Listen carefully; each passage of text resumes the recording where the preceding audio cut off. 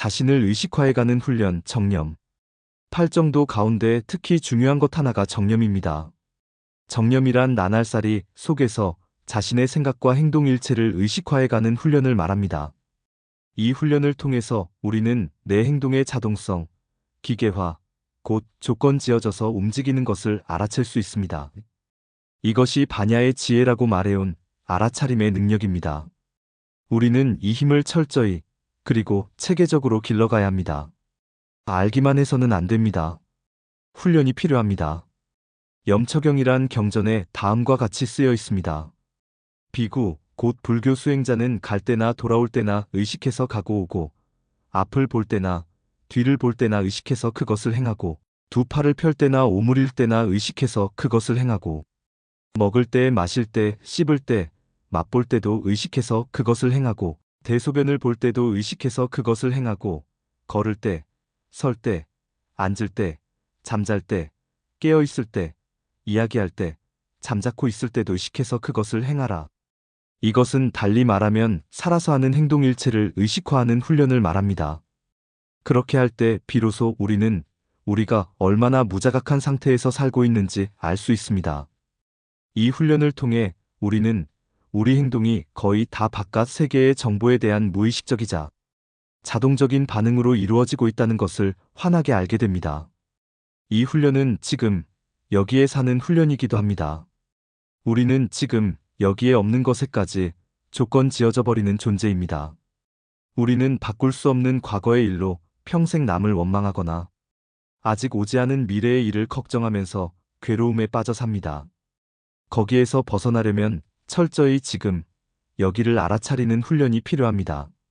수행자가 아니면 이 훈련을 그대로 행하기 무리지만 자신의 삶을 바꾸고 싶은 사람은 그에 준하는 훈련이 꼭 필요합니다.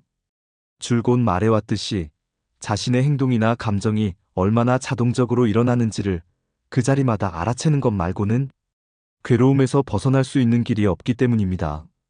예를 들어봅시다. 거의 모든 사람이 나는 착한 사람이라고 생각합니다.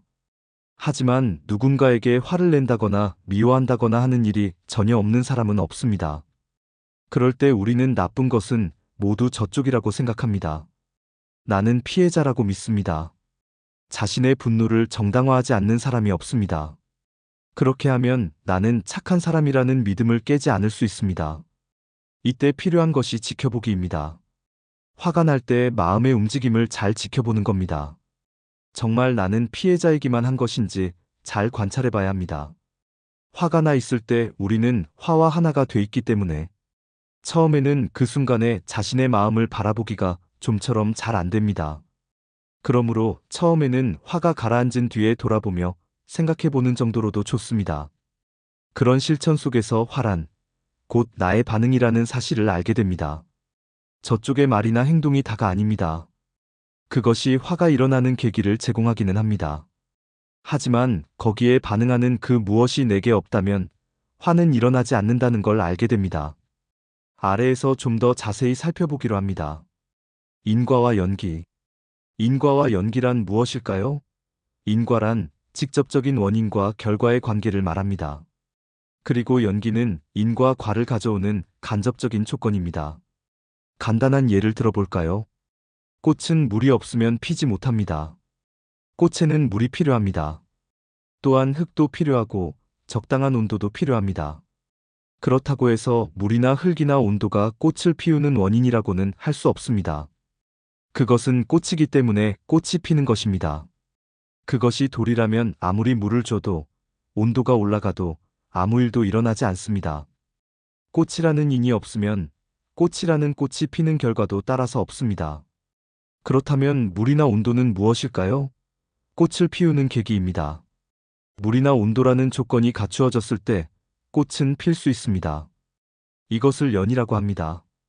그러나 아무리 조건이 잘 갖추어져 있다고 해도 꽃이라는 인이 없으면 꽃은 필 수 없습니다.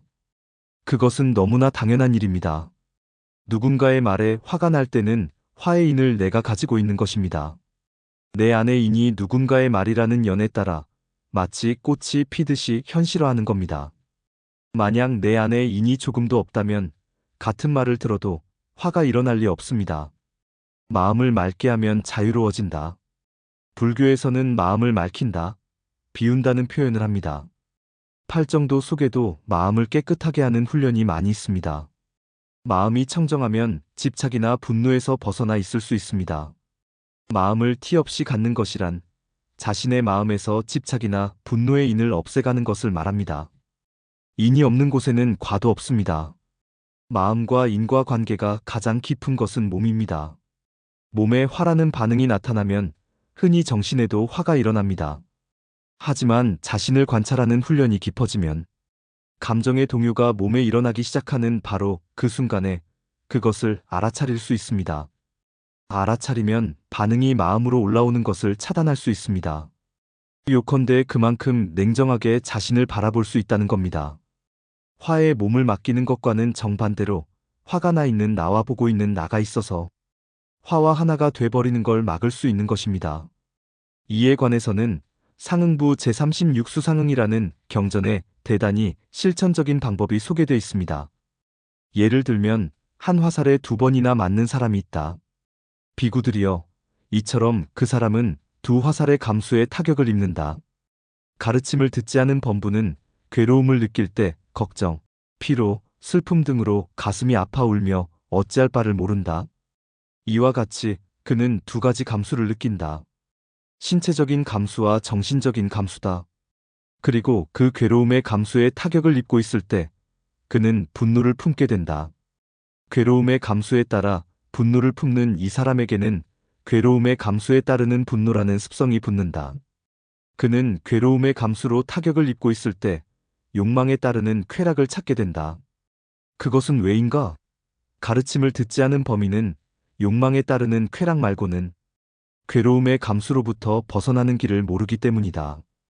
욕망에 따라 쾌락을 즐기고 있는 그 사람에게는 즐거움의 감수에 따르는 탐욕이라는 습성이 붙는다. 이상은 붓다의 가르침을 듣지 않은 사람의 반응입니다. 이와는 반대로 가르침을 들은 사람의 반응은 어떨까요?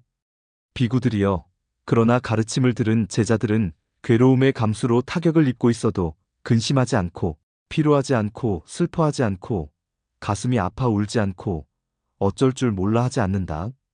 그는 한 종류의 감수만을 느낀다. 신체적인 감수만 있지 정신적인 감수는 없다. 그리고 그 괴로움의 감수로 타격을 입더라도 그는 분노를 품는 일이 없다.